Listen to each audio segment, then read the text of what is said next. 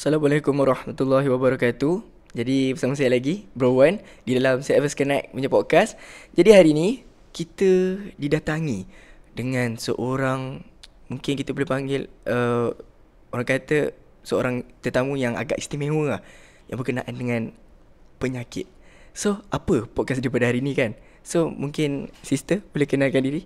Nama saya Novara Nisrina, boleh panggil Sister Nis je. Sister Nis. Okay, mungkin boleh bagi tahu sikit biodata ke apa ke? Biodata. Macam tinggal mana ke, lahir kat mana ke? Saya dari Kuantan, Pahang. Lahir kat Kuantan lah. Umur saya 20 tapi still muda lah. Oh, umur 20? Oh, so kira masuk CFS ni umur 20 tahun? Okay. Saya SPM sama dengan last batch. Oh, maksudnya dengan batch 07. 7. Oh, still 07 lagi lah. Saya 05 tapi ambil SPM dengan batch 07. Oh, okay, faham. Oh, maksudnya ada drag masa sikit kat situ lah. Oh, so tu benda kita nak tanya juga ni. So, mungkin kita boleh go to the topic terus. Mungkin katanya yang sister ada menghadapi penyakit, mungkin boleh bagi tahu sikit? Saya ada penyakit osteosarcoma, iaitu kanser tulang lah. Oh, kanser tulang. Boleh tahu dia punya punca tu daripada mana ke? Tak tahu. Punca dia boleh jadi sebab makanan, genetik. Tapi so far genetik tak ada. Makanan tu maybe akan ada lah. Tapi boleh katakan sejak ambil vaksin, saya tak pernah sakit dulu. Tapi lepas ambil vaksin, start sakit-sakit. Oh, mungkin boleh kata mungkin ada. Doktor pun kata maybe sebab lah. ada je dekat dalam tu makanan terjaga apa semua tapi still ada. Oh, maksudnya mungkin boleh jadi asbab jugalah dekat situ. So, kita nak pergi into lagi. So, masalah yang setulang kan. So, bila umur berapa tu dapat diagnose? Waktu 2022, waktu saya form 5. Oh, masa dah nak dekat SPM? Sebelum trial.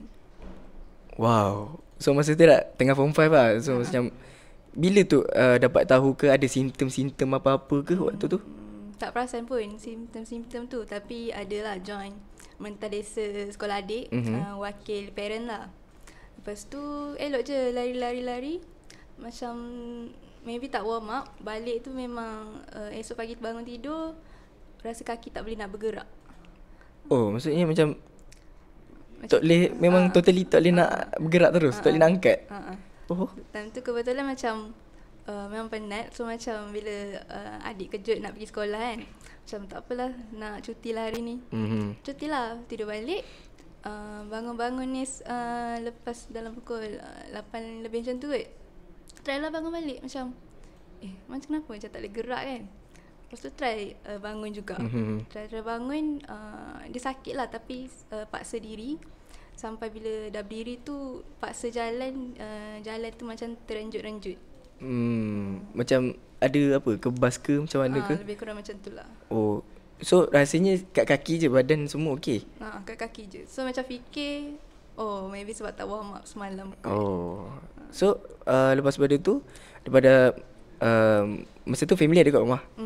So lepas pada family nampak macam jalan macam gitu tu, ada diorang tanya apa-apa ke? Tanya tapi macam biasalah, cakap maybe sebab tak warm up kot. Tapi esok tu pergilah sekolah macam biasa. Tapi bila start naik tangga, dia macam lagi sakit. Lagi sakit tu tambah lah. Lepas tu seminggu mak tengok kan, macam tak baik-baik je. Dia kata pergi hospital lah jom. So memang dalam masa seminggu tu pergi sekolah tu sakit-sakit lah? So macam kalau ada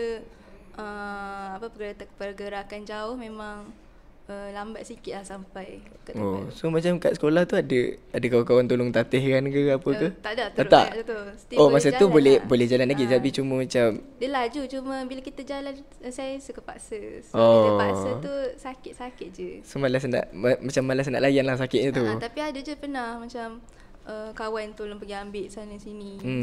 Sebab dia tahu kita jalan lambat. Tapi tak ada jalan lambat je sekarang, tapi still lambat daripada biasa lah. Oh. So lepas pada tadi kita balik pada yang family kata ajak pergi hospital, and then siapa, mak, ayah? Dua-dua bawa. Oh, dua-dua bawa. And then pergi ke hospital tu, terus doktor dapat diagnose ke macam mana ke? Tak. Pergi hospital tu HTA kuantan. Pergi emergency. So bila dah masuk next turn lah, saya masuk jumpa dengan doktor pakar, doktor biasa. Lepas tu doktor tu yang suruh x-ray apa semua, dia check macam biasa je, tisu koyak je. So macam dia kata dia bagi ubat paracetamol dengan date untuk jumpa doktor pakar. So macam okay, tisu koyak, maybe lah kot kan. So balik tu jalan je lah, buat je macam kehidupan biasa. Lepas tu tapi makin lama makin sakit. Lepas tu bila tengok balik kat tempat tu, macam ada bengkak. Oh, macam tiba-tiba je bengkak kat situ. Macam tiba-tiba ada bengkak. So macam tak urut. Time tu memang tak tahulah, tak terfikir nak urut. Tuam-tuam ais je. Oh, tuam ais. So macam bila even dah makan ubat apa pun, still rasa sakit tu makin kuat ke? Oh, sampai kan hari appointment doktor pakar tu, mula tak check pun kat rumah. Lepas tu pergi tu jumpa doktor, dia cakap macam biasalah, tisu koyak apa semua. Nanti kita buat MRI lagi 7 bulan tak silap. Sebab waktu tu banyak kes kan. Lepas tu dia tanya, mana x-ray hari tu? Cakap lah, dengan doktor hari tu. Jadi dia suruh buat x-ray balik. Dia tengok x-ray tu, dia dah macam, kita tengok muka dia macam lain lah kan. So dia katalah, mana mak? Sebab waktu jumpa doktor pakar tu, parent drop je. Just drop dekat hospital and then masuk seorang lah. Okay. So kata, mak kat rumah. Lepas tu dia macam pelik lah, tanya-tanya kan. Lepas tu dia kata nak tengok tempat tu. Lepas tu bila tengok, bengkak tadi tu dah tak ada dah. Surut dah tiba-tiba. Okay. Kebetulan memang hari jumpa tu macam dah tak sakit apa dah. Lepas tu dia tanya, boleh suruh mak datang tak? Sebab kita macam nak warded. So time tu macam, kenapa ni? Tanyalah, saya dah bagi inform mak saya apa semua. Saya kata, makcik boleh makcik. Sebab kebetulan makcik saya kerja kat situ. Nurse. Nurse kat situ. Saya kata boleh. Lepas tu sementara tunggu makcik saya tu, dia tanya, awak ada keturunan kanser ke? Waktu tu dalam hati tu macam, confirm dah ni. Maksudnya macam dah dapat clue something lah. Macam confirm dah ni. Lepas tu dia tanya, saya kata lah, tapi tak ada. Saya kata macam tu kan. Lepas tu dia kata, boleh tak nak warded sebab nak buat MRI apa semua. Tu apa tu? MRI tu check macam x-ray tapi dia more detail. Okay. Yang dalam macam dalam terowong tu. Kemoterapi ke bukan? Tak, bukan. macam x-ray tapi masuk terowong. Okay, so faham. nanti kita punya x-ray tu lagi detail lah. Okay. Lepas tu waktu tu macam boleh saya call mak kan. Mak memang dah standby dahulu. Makcik sampai, dia terang-terangkan lah. Lepas tu time tu dia suruh warded. Memang warded. Tapi family semua macam sorok-sorok. Sorok-sorok sebab apa? Dia ingat saya tak tahu. Sebab doktor je yang cakap tentu. Doktor dah cakap dengan parents lah. Cakap apa semua. Memang tak dengar lah apa yang dia cakap kat dalam. Yang tahu memang dia nak warded saya. Makcik saya lah uruskan saya warded apa semua. Sementara mak saya tengah cakap macam tu kan. Lepas tu dah settle warded tu, tunggu tarikh MRI daripada yang tunggu 7 bulan tu. Esok terus buat. So macam awal-awalnya dia nak sorok-sorok tu macam lepas parent dah dapat tahu daripada doktor. Padahal kita dah tahu dah sebelumnya. Dia ingat kita tak tahu lah. Tak tahu lagi. So macam bila parents bagi tahu ke parent tak bagi tahu. So tahu daripada doktor je terus. Tapi kebetulan kita orang kan ada nenek, arwah ayah saya dah meninggal. Jadi ada nenek belah ayah tu kan. Video call lah, macam biasa je lah kan, layan. Lepas tu dia tanya kenapa tak sedih. Saya kata kenapa nak sedih. Lepas tu dia marah saya. Lepas tu saya dia marah lah. Dia macam time tu dia orang tak menangis kan. Lepas tu saya kata lah, kenapa saya ada kanser kan. Saya kata macam tu. Lepas tu time tu semua makcik saya, time ni mak saya tak ada, saya video call dengan nenek dengan makcik-makcik saya kan. Semua menangis. Tapi bila kita tahu, tapi macam act normal je. Sebab macam time tu berserah je lah. Macam kita tahu kanser tu dia melibatkan maut kan. Yalah. Jadi kalau Allah tu nak tarik nyawa, tak apa, kita reda time tu.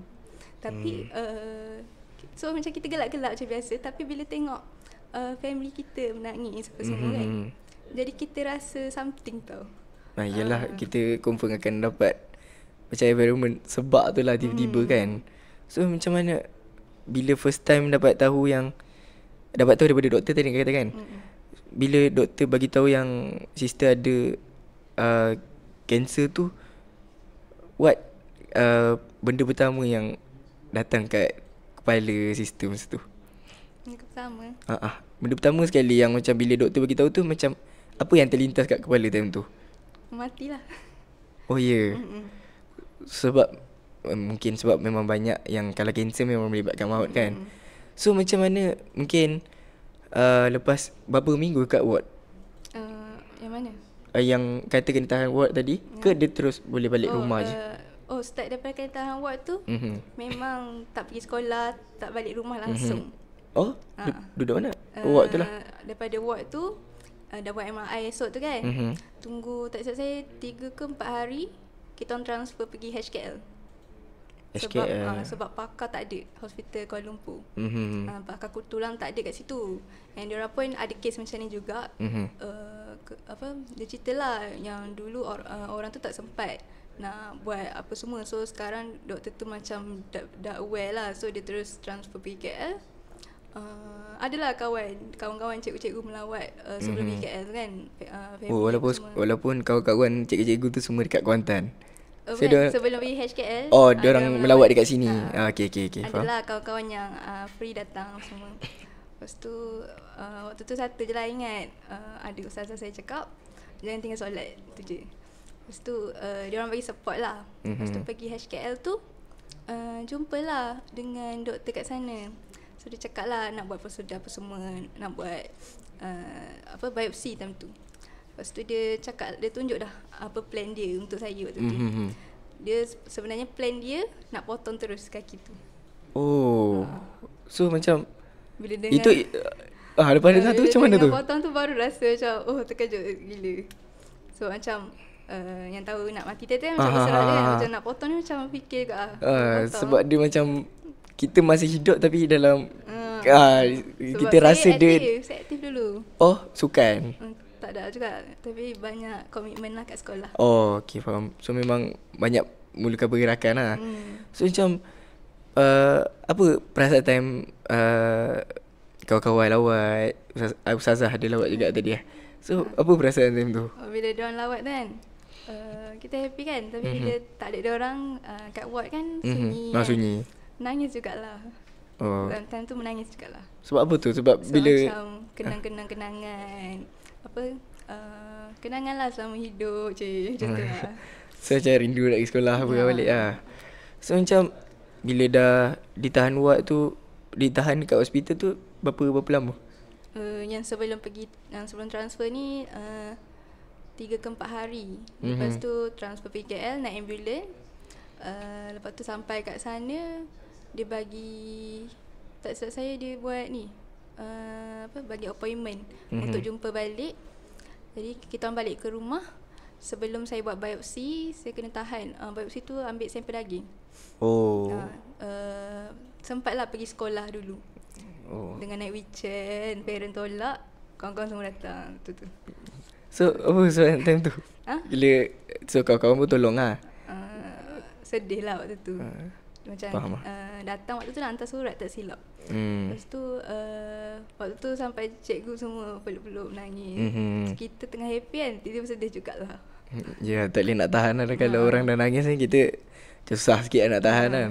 So bila kita mungkin ke depan sikit, bila dah jalani apa orang kata tu dekat hospital sekian-sekian apa semua, and then bila yang orang kata tu titik settle-nya tu tak settle lagi. Tak settle lagi sampai sekarang masih lagi lah. Sabar.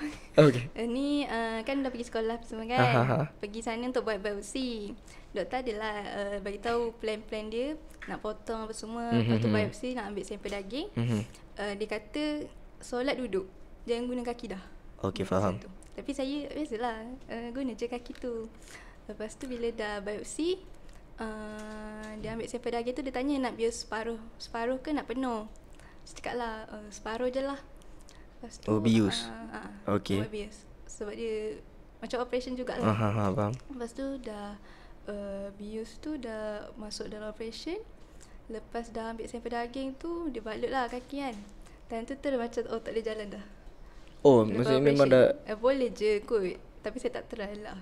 Oh, maksudnya memang disuruh just duduk dekat. Dia memang tak bagi guna langsung. Sebab dia cakap tulang ni dah rapuh. So dia actually ni sekarang kan ada teknologi kan. Jadi dia cakap boleh tak potong, kita guna alternatif lain, iaitu buang tulang ganti dengan besi. Okay, faham. So saya dapat yang tu lah, tapi yang tu cost lah. Dia tanya saya ada insurans tak. Time tu saya cakap tak sempat pun nak ambil insurans. Lepas tu dia tanya macam mana kan. Kebetulan ayah tiri saya kerja kerajaan. Jadi dia kata dia boleh tanggung. Oh, sebab dia mungkin ada insurans bawah kerajaan. Ada GL tu kan. So guna GL ayah tiri saya. So macam doktor time tu semua macam happy lah sebab ada family yang tak mampu. So terpaksa lah potong kan, walaupun dah ada teknologi. So time tu ayah saya terima nak buat. So macam mula-mula macam menyusahkan lah nak kena faham lah. bayar-bayar sebab time tu operation saya 40,000. Oh wow. 40,000 tu untuk besi tu operation and then letak besi tu saja lah. Wah, macam kau sangat tinggi juga lah. Okay. So bila diberi suggestion apa tu, terimalah untuk saya macam tak apalah, potong je lah, tak ada duit kan. Tapi ayah saya kata tak apa, buat je, ambil je yang 40,000 tu, dia boleh buat, dia boleh tanggung kosnya tu lah. Oh, so kira macam memang dah kata tu dah tukar dengan besi apa tu lah. Buat kemo dulu. Buat kemo. Kemo tu dia apa tu, boleh explain sikit? Kemo tu rawatan untuk bunuh sel kanser. Yang maksudnya dia masukkan ubat lah. Sebenarnya macam kita orang yang akan selalu kerap-kerap buat kemoterapi, dia akan suggest untuk letak kemopod. So saya operate lagi kat sini. Letak macam penutup botol kat sini. So setiap kali nak buat kemo, dia akan cocok kat situ je lah. So tak adalah rosak kita punya urat-urat kat tangan. So banyak kali jugalah kemonya tu. Banyak kali lah juga. Tapi sebelum nak buat kemo tu, banyak kali jugalah cocok-cocok nak cek darah kan. Okay, faham. Sampai kan macam tak nak cocok. Sebab dia cek darah, saya banyak tarik darah, tak cukup darah. So macam sebelum tu dia memang nak kena cek darah apa dulu lah. Kalau darah tak cantik, tak boleh buat kemo. Sebab memang orang kata apa, agak sensitif kat situ kan. Sebab saya pernah pengsan juga. Sebelum buat kemo tu ke? Lepas buat kemo kan, taklah terus macam tunggu dalam 2-3 hari kemo saya. Sebulan sekali, 2 minggu sekali ke sebulan sekali. Kemo tu 4 hari.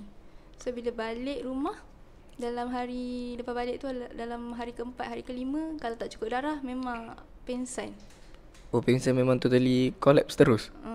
Pengsan tu kan, sedar-sedar dah dalam lift. Lepas tu ayah saya kata jangan tutup mata. Sedar-sedar dah dekat hospital dah. So macam pengsan tu sedar tak sedar je lah dah pengsan tu. Ada satu kali saya ingat lah, saya punya pengsan time ni dah operate rasanya. Saya pengsan slow motion. Macam mana tu? So macam pengsan tu kan, lepas tu baring tu slow-slow, kaki saya kan tak boleh bengkok. So dia straight macam tu. Tu time kat mana tu? Dekat rumah, nak pergi toilet. Adik saya nampak lah, dia kata Oh ya, slow motion macam. So bila tu dia terus collapse tu ke dia macam tersedar balik ke? Sedar, tengoklah sedar dalam kereta. Oh ya, maksudnya dan yang jatuh tu terus jatuh lah. Ke masa tu dekat atas kursi ke apa tak? Kan? Tak, biasa kalau saya bangun, contoh saya tak larat kan. Saya tahulah badan saya macam mana. So kalau saya kata tak larat, memang tak larat. So tapi saya pergi toilet apa semua kan. Saya pergi tu, saya dah tahu saya tak larat. Saya pergi, memang terus pengsan macam tu. Tak ada. Tapi jarang lah, maybe 5-6 kali je kot. Jarang. Selama sebelum habis kemo tu. Okay. So kira macam ada apa-apa orang kata tu, yang macam perubatan ni masih lagi sampai sekarang masih ada lah? Sampai sekarang check up je lah. Oh, check up sajalah untuk dia nak pastikan yang semua still okay. So kira macam sister dah macam dah sembuh ke daripada kanser ke masih lagi? Ke tak pasti? Lepas saya operation, major operation sekali, minor sekali. So far yang major operation yang buang tulang masuk besi tu, doktor cakap 100% kanser kat situ dah tak ada. Tapi ada merebak kat paru-paru. Oh. So dah habis cukup 12 cycle kemoterapi. Dia bagi kita thoracotomy tak silap, punya operation, minor operation lah. Dia nak buang sel kanser kat paru-paru. Dia operate kiri kanan belakang. Wow. Okay. So lepas dah operate kiri kanan tu, dia check CT scan, dia kecil je, 0.003 macam tu lah. Apa yang sel kanser tu? Sel kansernya tu lah. Dia kata kat kiri ada 3, kat sini ada 4 ke ada 2. Lepas operation tu tinggal 2 je belah kanan. So kira macam sekarang tak sekarang ada. setakat ni doktor kata bila dia pantau tu, dia kata so far tak perlukan apa-apa. Kiranya benda tu tak membesar. Once membesar, dia akan proceed lah nak buat kemo balik ke. Faham. So macam kira sekarang ni alhamdulillah orang kata condition tu tengah alright lagi lah. So macam kita doakan supaya okey dan okey lah seterusnya lah kan. So mungkin kan sister dah alami banyak, boleh kata banyak betul pengalaman. Saya rasa ni bukan pengalaman yang agak ringan untuk semua orang kan. Boleh kata agak berat untuk dihadap. Jadi macam mana mungkin sister boleh bagi sikit macam kata-kata ataupun tips kepada rakan-rakan kita yang tengah hadapi masalah sama ataupun masalah apa-apa yang mungkin setanding dengan dia, untuk macam mana nak still kuat and then bersabar dengan ujian yang tengah hadap tu. First thing, kita macam jangan lupa Allah. Jangan lupa Allah. Lepas tu kita kena dengar cakap mak ayah kita. Sebab apa yang diorang cakap tu mostly memang betul. Lepas tu kalau macam saya banyak je hilang kawan. Oh? Lepas pada dapat diagnose tu? Tapi tak semualah, ada je yang masih ada still contact. Kenapa hilang kawan tu tak tahu? Sebab kita orang ada masalah, lepas tu hilang tiba-tiba. Dah sakit dah tak yeah. jumpa lah. Tapi banyak je lah kawan-kawan yang bagi yang support. masih stay bagi support. Betul. Ada je kalau jumpa kat luar tegur je. Cuma macam dah kurang lah sebab kita tak SPM sekali dengan dia orang kan. Macam tak habis nak create moment tu. So ada je, macam kita jangan takut lah kalau nak hilang kawan tu. Sebab kawan tu boleh cari. Betul. Kawan boleh cari. Kalau hilang Allah, memang binasa hidup lah. So macam dia cakap tadi, jaga Allah, kawan tu tak apa, boleh cari.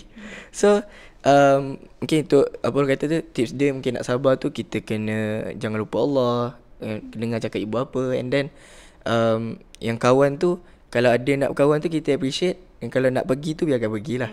So macam mungkin sekarang pun ramai yang macam kalau mungkin tengah sakit ke apa ke, diorang tiba-tiba hilang kawan ke apa kan, tiba-tiba diorang macam depressed something. Kita dia down. So sister ada hadap juga benda tu time tu? Tak kot. Cuma time sakit ni saya fed up dengan sakit je lah. Oh ya. So, macam kadang ada sampai satu tahap tu penat dah nak buat kemo. Oh so macam dah banyak sekali sangat lah ni. Macam penat ni. Sampai kata boleh tak nak buat kemo ni. Sebab memanglah kita buat dalam aircon kan. Hospital saya tu kat aircon. Tapi efek dia teruk tau. Oh maksudnya? Maksudnya saya buat kemo, first kemo saya. Lepas tu balik tu dalam seminggu lebih nak pergi balik kemo yang kedua. On the way nak pergi tu saya dah pening kepala, sakit-sakit dah. Oh efek daripada kemo tu ke? Efek dia saya pegang rambut saya, rambut saya terangkat dah. Oh? Macam boleh jual dah. Wow. Efek daripada oh wow. So kira macam tak, macam mana lah, macam saya cakap tadi lah, macam ujian tu, macam saya rasa memang sister ada orang yang agak kuat lah. So saya memang shout out sikit lah pada sister lah. Sebab tak ramai orang saya rasa macam benda kalau diorang hadap benda ni, mungkin ada yang dah fed up dengan hidup. Mungkin ada yang macam dah memang dah renyah, macam dah tak nak hidup apa semua kan. Tapi sister boleh tahan lagi tu, memang saya rasa itu boleh inspired kepada semua rakan-rakan yang mungkin ada penyakit yang sama, ataupun ujian-ujian lain yang orang kata setanding dia punya masalah dia dengan sister kan. So macam okay, kita pergi ke education sikit. Okay, so macam lepas pada sister ambil macam 2 tahun 3 tahun Saya selepas tangguh sekolah 2 tahun. 2 tahun. So ambil SPM dengan budak batch 07. So apa preparation macam tu, sekolah sekolah private ke macam mana ke? Sepatutnya saya tangguh sekolah setahun je. Doktor memang dah buat surat. Lepas tu saya boleh je masuk balik sekolah lama saya. Lepas tu jalan macam tu, saya terpaksa extend 2 tahun sebab kemo saya tak ikut jadual dia. Sebab tak cukup darah apa semua tu kan. Jadi saya tak boleh nak sekolah lagi. Doktor tu cakap, awak tak boleh sekolah lagi sebab dah setahun kan. Time tu memang dah tak pegang buku langsung dah. Yelah, sebab tengah sakit juga kan tu. Tak, time tu memang rasa macam nak ambil SPM sekali lah. Kita memang tak tinggal buku kan. Tapi bila dah doktor tu kata macam tak boleh habis dalam tempoh setahun tu, memang buku tu tolak tepi. So macam hidup je lah tanpa buku, tak belajar apa semua. Tapi lepas dah habis kemo tu, sepatutnya nak masuk sekali dengan batch 06. Tapi time tu diorang dah lepas trial kot. So macam so tak sempat nak kecap-kecap balik kan. Jadi ada beberapa bulan tu saya kerja. Sebelum pada SBM tu? Sebelum masuk sekolah balik. Masa 2024 mungkin? Saya kerja macam 24, 23. Macam kerja ringan-ringan je lah. Macam buat mula-mula buat cookies, buat kek, semua letak kat sekolah. Itu bawa ibu ke kedai ke? Saya lah, saya seorang buat. Buat maksudnya buat kat rumah and then jual kat sekolah. Pandai buat cookies lah. So macam cikgu pun support, dia kata letak lah kat sini. Okay. So memang laku keras lah. Aku dah tak cukup tangan lah. Ui. Tapi dulu macam biasa je. Macam maybe sehari adalah dapat RM30. Sebab saya time sakit memang Shopee tu tengok je, memang tak beli pun. Faham. So apa yang turning point yang tiba-tiba rasa macam nak niaga tiba-tiba tu? Rasa macam nak buat duit tiba-tiba? Sebab bosan duduk rumah.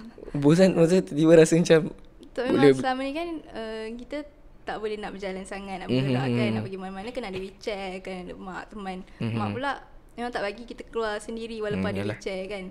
Jadi lepas dah boleh bergerak, sejak operation tu rasa macam kita boleh berjalan kan, minta dengan mak boleh ke nak buat sekian. So dia bagi, so kita buat lah. Tapi time tu limit jugalah sebab mula-mula baru lagi kot.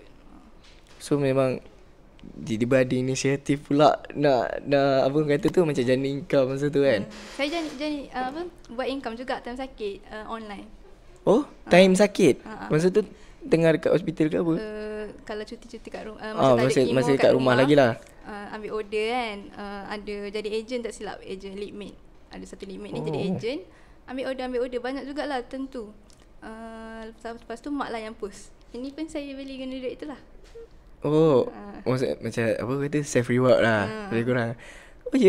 Tengah-tengah sakit tu boleh fikir nak cari duit apa. Mula-mula parent marah, tapi dia tahu kita bosan kot. So dia macam approve je. Ya, sebab macam mungkin bersakit ni kan dia main dengan ni juga kan. Sebab macam mungkin ada certain orang yang dia mungkin itu jadi punca dia macam stres ke something ke. So macam sister pula boleh tengah-tengah sakit tu fikir pula nak cari duit apa semua kan. So macam benda tu macam agak impressive lah bagi saya. Macam wow, boleh terfikir Mungkin ada orang yang duduk rumah tak sakit pun tak fikir nak buat kerja. Mungkin lah. So macam bagus lah. Mungkin inspire buat rakan-rakan lah semua kan. Tu sebelum saya masuk sekolah, saya buat part time kerja juga. Ada lagi? Ada lagi. Selain pada cookies tu? Part time. Part time tu dekat mall. Saya jadi macam promoter. Promoter. Suka bercakap lah. Tak juga, tapi kerja tu berdiri lah. Okay, faham. So memang kira lepas dapat tahu yang dah boleh berdiri balik apa semua, itu apa pula perasaan time tu? Time tu happy lah, bersyukur semua. Macam Expect ke boleh macam once nanti boleh berdiri balik bila tengah sakit tu? Ke memang dah masa tu cakap macam dah tak boleh berdiri dah ni? Saya tak expect saya boleh habiskan kemo. Oh? Oh sebab macam banyak sangat lagi mula. Sebab saya macam pernah cakap tak nak buat. Saya menangis-nangis kat mak saya. Lepas mak saya kata buat. Saya sepanjang duduk hospital dah sejuk kan. Saya memang duduk dalam selimut je. Yalah sejuk hospital kan. So macam bila doktor datang kan, dia macam ingat saya macam ada sampai satu tahap tu. Sebab saya operation kan, saya ambil bios paruh tu. Jadi saya macam meracau. Jadi ada sekretaris tu dia nak apa, macam kita macam nak cakap, dia kata kita ni macam ada masalah lah dengan sakit ni. Kita boleh ada masalah mental dengan sakit ni. Lepas tu dia bagilah ubat apa semua kan. Lepas tu saya dah penat dah makan ubat. Lepas tu saya jumpa lah doktor tu. Saya cakap dengan dia sebab memang dia tengah melawat saya. Saya cakap, doktor boleh tak nak makan ubat ni? Lepas tu doktor cakap Lepas tu kata tak boleh. Kenapa apa semua kan? Lepas tu cakap lah, doktor kalau nak ada masalah kan, selama ni pun saya ada masalah. Sebab naknya tak nak makan ubat tu faham. Dia kata kalau nak kata ada masalah, sebelum sakit lagi saya dah ada masalah. Doktor dia macam tu. Lepas tu lepas dia dengar tu, dia kata okey kita bagi tahu doktor tu jap. Dia bagi tahu dia datang. Okey kita boleh berhentikan ubat. Oh boleh lah. Tapi dia bagi syarat lah. Dia kata jangan ada rasa nak bunuh diri. Jangan ada itu rasa nak ubat sakit yang diri. macam untuk macam menenangkan something like that lah. Oh okay faham. So macam saya dia, rasa benda tu tak penting. sebab dia macam kita rasa kita okey je. Tapi dia still suruh bagi ubat untuk nak macam okay faham. So kita pergi ke arah Education balik. bukan kita ke education balik lah. And then bila dah SPM apa semua, dapat result apa semua, and then isu UPO. Dan sekarang kita tahu sister dah di CFS. So boleh tahu sikit tak macam kenapa CFS menjadi pilihan? Boleh. Mulanya saya kan ambil perniagaan. Saya memang minat perniagaan daripada sebelum masuk form 4 dulu lagi lah. Jadi bila sains sosial lah kan kalau perniagaan kan? sains kemanusiaan. Sains kemanusiaan. Oh, okay faham. Jadi waktu ambil SPM saya ada 9 subjek sebenarnya, tapi sebab saya sakit cikgu-cikgu nasihat supaya ambil yang penting je. So maybe 5 subjek kot. Tapi saya still ambil subjek tambahan saya seni, account dengan perniagaan. Oh account. Wow. Jadi macam kita fikirlah pros and cons kan. Jadi cikgu kata ambil 5 subjek je. Tapi macam rugilah. So saya fikir saya drop satu je. Saya drop account. Oh account. Jadi seni dengan perniagaan ambil. Jadi bila ambil tu apa soalan tadi? Kenapa CFS ni kata ada dalam list lah masa review tu? Sebab saya memang minat bisnes. Jadi sebenarnya first choice saya waktu isi UPU adalah UUM. UUM ambil apa pengurusan. Second choice Econs, UIAN. Start dengan bisnes lah semua-semua tu. Bisnes. Jadi lepas tu bila dah tahu result kot. Dah tahu result kita boleh edit kan. Merit tak cukup UM tu. Oh UM. Jadi ini yang second lah, yang masa saringan kedua tu tak silap lah. Sebab dia boleh edit. Sebab UPU kan dia ada 2 kali 2 fasa. Jadi saya isi yang pertama dulu. Memang UUM, UIA, Econs, sains kemanusiaan tak ada. Oh tak ada dalam list lagi pun. Tak ada. Memang nak ambil semua business. Kalau tengok UPU first tu semua business. Jadi mak dah banyak kali dah cakap, jadilah cikgu. Senang sikit. Okay faham. Lepas tu time tu nak ambil IPG. Tapi tarikh dah tutup. Oh dah sebab dah fasa 2 tu kan. Okay. Sebab mostly memang family saya memang banyak cikgu pun. Oh cikgu. Memang belah ayah memang ramai cikgu. Belah mak memang mostly cikgu. Sepupu saya pun bakal cikgu. Oh okay faham. Jadi memang dia orang kata jadilah cikgu senang. Sebab kita dengan keadaan macam ni kan. Lepas tu macam tak nak lagi. Lama sikit rasa macam boleh jugalah jadi cikgu. Sebab bisnes tu macam dah ada. Macam adalah ilmu bisnes sikit kan. knowledge sikit pasal bisnes lah. So, macam tak apalah, try lah cikgu. Saya tanyalah pendapat semua orang. nak ambil course apa-apa kan. Lepas tu ambil cikgu, diorang suruh ambil UPSI. So saya dapat matric account dekat Selangor, Banting. Okay, faham. Lepas tu macam fikir lagi lah, kalau ambil matric pergi UPSI ke pendidikan kan. Sebab ramai kata kalau nak jadi cikgu memang pergi UPSI kan.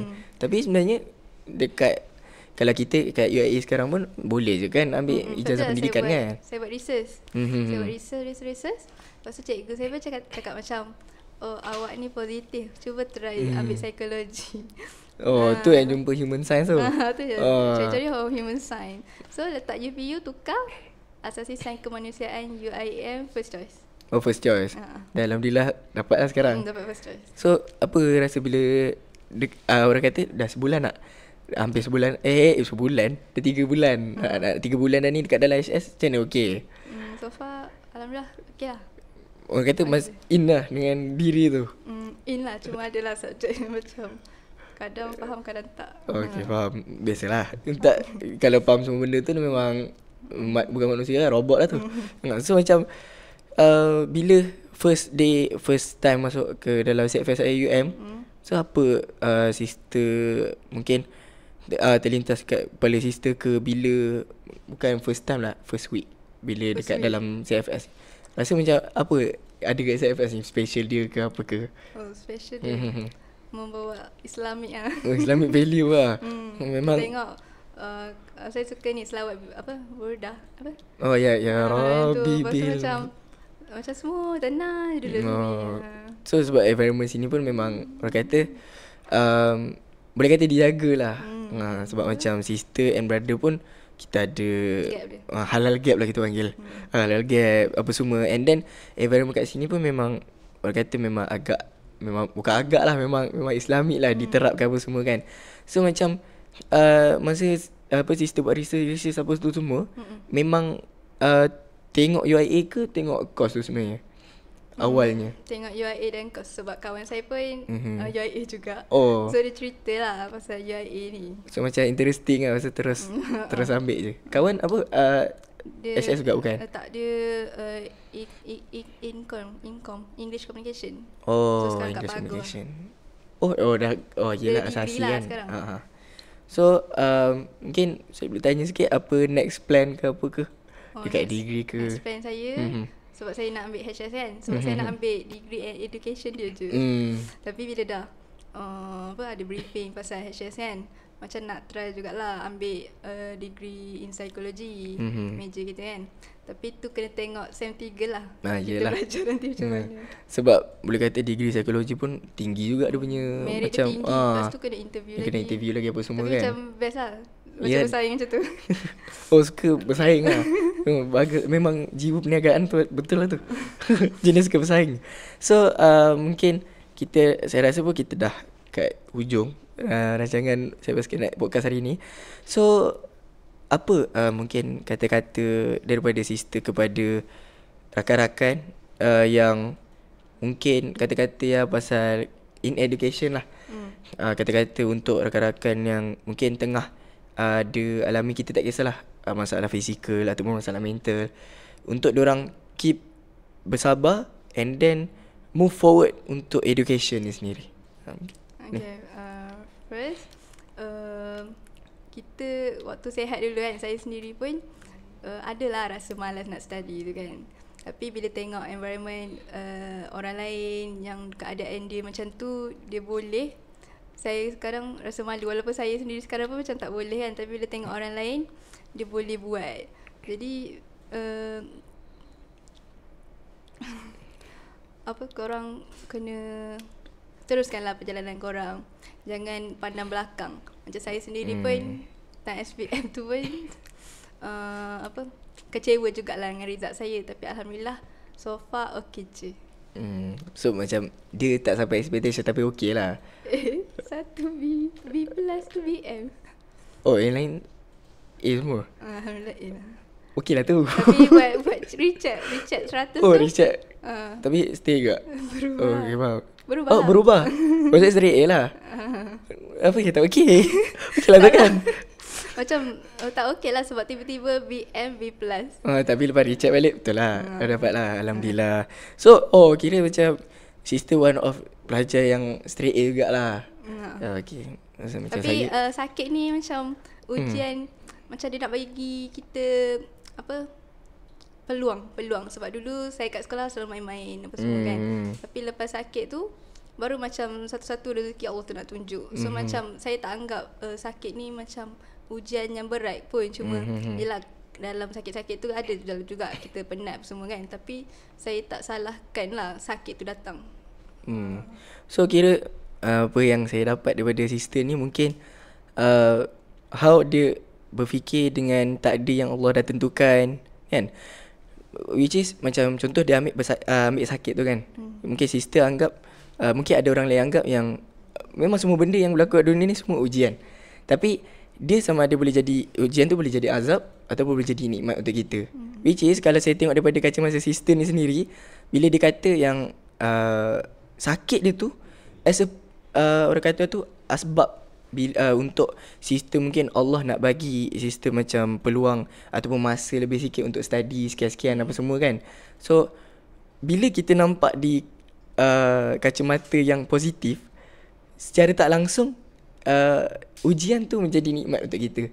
Tapi bila kita anggap yang satu ujian tu yang bila kita suuzon dengan Allah, yang kita rasa macam ya Allah, kenapa kau bagi ujian dekat aku? Kau nak seksa aku ke apa semua ke kan? And then ada orang buat keputusan nak macam cederakan diri sekian-sekian. Itu nampak yang ujian tu menjadi azab untuk dia. Sebab dia memberi bad impact untuk dia. Sebab saya pegang satu kata ulama ni, which is dalam Islam, dalam agama, dalam kehidupan kita sendiri, tak ada hikmah buruk. Semua yang berlaku, semuanya hikmah baik belaka. Walaupun benda tu kita rasa macam benda tu buruk untuk kita, kita rasa macam benda tu macam azab untuk kita, tapi tak. Sebab dalam agama ni, dalam Islam pun sendiri cakap yang kita kena bersangka baik dengan Allah. Which is untuk kita sendiri sebagai umat Islam, kita kena percaya dengan qada dan qadar Allah lah. Which is semuanya membawa kepada hikmah baik. So saya rasa itu saja. Terima kasih sister sebab luangkan masa kita, luang masa dengan kita pada hari ini.